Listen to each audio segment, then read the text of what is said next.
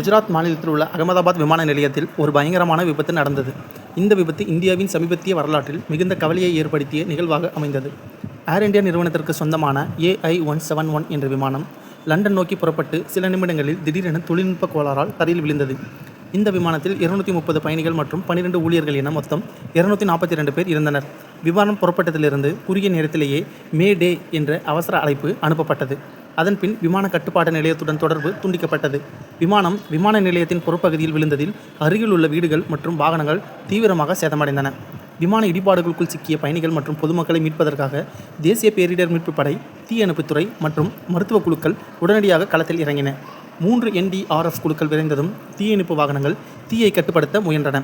தற்போது வரை உயிரிழப்புகள் குறித்து உறுதியான எண்ணிக்கை தெரிவிக்கப்படவில்லை என்றாலும் செய்திகள் குறைந்தது 100 முதல் 150 உயிரிழப்புகள் ஏற்பட்டிருக்கலாம் என கூறுகின்றன.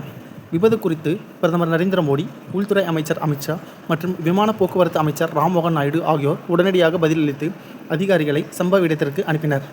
Director general of civil aviation DGCA அமைப்பும் விசாரணையை தொடங்கியுள்ளது. இந்த விபத்து விமான பாதுகாப்பு தொடர்பான கேள்விகளை எழுப்பியுள்ளது. விமானங்களின் தொழில்நுட்ப பராமரிப்பு, ஊழியர்களின் பயிற்சி மற்றும் அவசர நிலை நடவடிக்கைகள் ஆகியவை மேலும் வலுப்படுத்தப்பட வேண்டிய அவசியத்தை இச்சம்பவம் உணர்த்துகிறது.